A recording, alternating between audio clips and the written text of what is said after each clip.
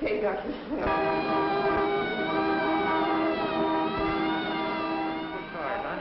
You take 2 or 3 good breaths like she tells me. It is a boy. Why? Oh, the boots.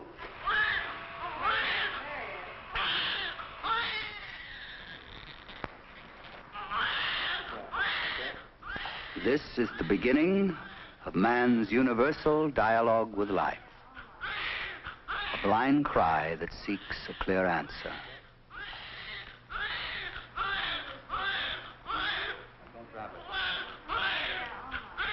The beginning of the dialogue is constant and universal. The answers, the facts of life, change from age to age.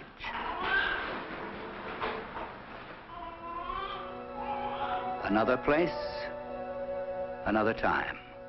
Dialogue. In the United States of America, the city of Chicago, 1931 AD. The questions were the same, but the answers were different. Statistics said lifespan, 59 years. 2 to 1, he was born at home.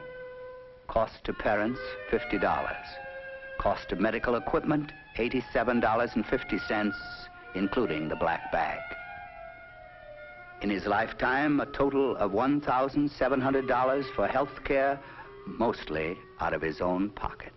There was a new idea then, insurance to help pay hospital bills. But practically nobody had it. Only a generation ago. How much has changed within living memory? What was the state of our health in those good old days? Health care, like everything else, didn't cost much. $2 for a house call, $11 for a hospital room. Unfortunately, pneumonia was common and often fatal. Infectious diseases were epidemic. A hospital was where you went to die. And the cost of health care was as dreaded as the disease itself. The growth of the new idea of ensuring health care still belonged to that far-off world of tomorrow they dreamed about in the 30s. Where is yesterday's world of tomorrow? Where is the questioning baby that was born then? Somewhere in the crowd. An adult now, continuing his universal dialogue with life. Our quest for health is a dialogue. A struggle between the power of knowledge and the limitation of life. Question, what is health? Ask our man somewhere in... I don't think there's such a thing as absolute health. It's the old story, we all begin to die as soon as we're born. I think that there has to be a sensation of well-being to be called really healthy. Well, I think that good health is just feeling good. Then, of course, health means so many things to so many ages of people. A body is like an instrument, a very complicated machine. When every organ, every vital part is functioning to its most perfect performance. That is really what I mean by feeling good. It means a good night's rest, a healthy appetite, an energetic spirit, a participation in a very wholesome way with whatever interests you might have. The energetic spirit. We expect more of it in this generation, and with good reason. I know a kind of excitement. Yesterday's fatal diseases are almost gone, and a baby born today is 3 times as likely to survive his first year. Typhoid, scarlet fever, diphtheria, only words to our children now. Now consider the other side of the dialogue, the power of knowledge. Question, what does the doctor say? Formerly, we were in the dark about what we should do when a patient was ill. Now, I think it's a very good feeling to know that you're going to get a definite result. We have a lot of preventive medicine, which we never had before. Why, I haven't seen a case. You now have explicit and specific therapies that were not available. Any of the large choice of antibiotics for the patient today.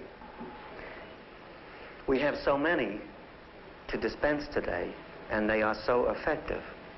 So all I can say is, the diseases are as bad as they were, but the treatment is easier. I used to go around with an otoscope and some aspirin. That was about it. Carried it in the black bag when I was practicing pediatrics. You can't possibly do that today. You have to have a vast array of scientific equipment available to you to get all of the data you require to make an adequate diagnosis and control the therapy of a patient. Anything else involved? And what we've seen in the last 30 years has been the explosion of science into medicine. I went to medical school in 1932, and I have seen medicine through one of its great changes. And when in my internship, I remember that I used to spend a good part of my life under a hood giving open drop ether to children because they were working on their mastoid. Life expectancy since the turn of the century has increased about 20 years. This is not due to the fact that the air is cleaner or that people are more careful crossing the street. This is due to the fact that medicine has advanced so rapidly that people who would have died of things even 20 years ago no longer die. We save them. The power of knowledge and the magic of averages. To the individual lost in the blur of the crowd, the security of statistics. I can tell you about the kinds of illnesses that 10,000 people are going to have. What I can tell you is what you're going to have. For the individual, the only way he can protect himself is by joining with 10,000 people, and will not be struck that year with an enormous bill by joining an insurance program. But when the statistic becomes an individual, the desperate, unexpected blow pierces the body's dialogue. What will the response be? Question: how could it happen to me? The question of never knowing what's going to happen to you. You realize that the frailty of your own body, your body is open to anything in the world, really. Any kind of disease, I mean, you can walk along the creek, any kind of accident.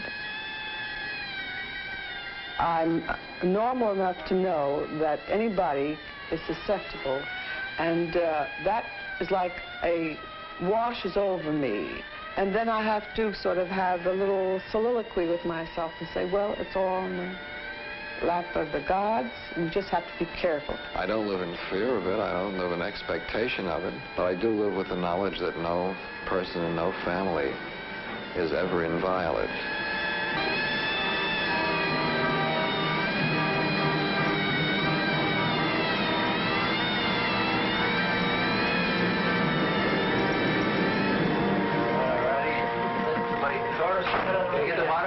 Yeah. That's all. You'll be safe in this. Don't worry about it. In your own bed. Don't worry about it. You won't fall out of here. Pop, you must have Wheaties this morning, didn't you? Oh, you take it easy, Pop. I'll fix you up. About an hour in the hospital. The complexity of a modern hospital, as unlike the hospital of 30 years ago, as atomic energy is unlike steam. Health science achieving control of the unanswerable terrors of the past. 30 years ago, you went to a hospital to die. Today, you go to a hospital to get well. The whole public attitude has completely changed on this.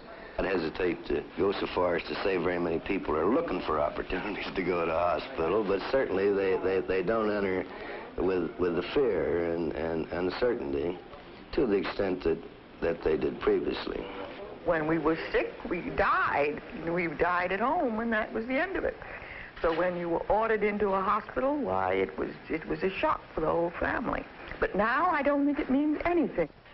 A child with congenital heart disease. Been in the hospital 4 days. Is that all? Are you scared of the hospital? Why? I don't know. Why did you come here? Because my leg hurt and I couldn't walk. Oh, yeah? Mm-hmm. Are you scared of this machine? No. Why? Because it's only a camera. Now the worst part is going to be Question. right now. It's going to give you a little... Can a dying heart be saved? Did you ever get bitten by a mosquito? Well, that's what it hurts like, just like a mosquito bite. Not even as bad as a bee. How long is it going to take? 10 seconds. Now he's got that little tube that I told you got in before, and we're going to bring this over here. Stevie, how old are you? 7.5. You go to school now? Mm-hmm. What grade are you in? Second. In the 2nd grade? Do you like it? Mm-hmm. You know, and we're going to start to take those X-ray pictures that we told you about. It Does it look like a Valentine heart? Yeah. You think so, huh?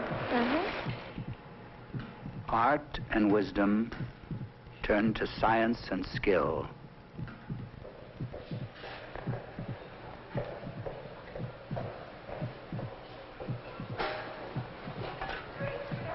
Compassion to computation, experience to instrumentation. Open heart surgery, subjecting the symbolic center of life to man's control.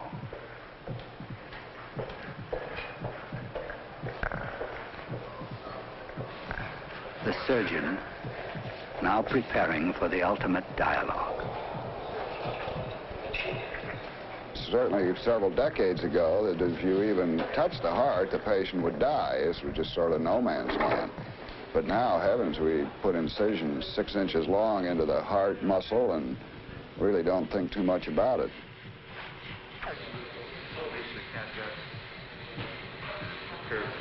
30 years ago, one man, the family physician, would have had compassion and insight as he waited for his patient to die.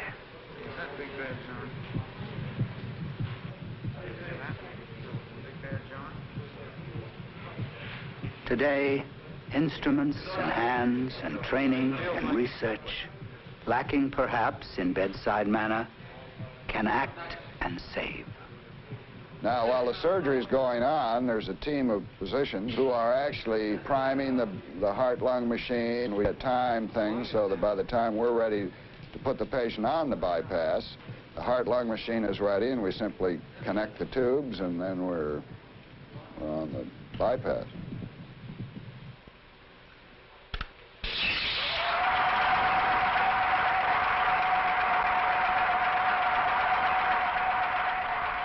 In fact, I spend days talking to the family. You have to put the risk down. Here's your child, and the risk of operating on this baby may be 5% or whatever the entity is, and I tell them that.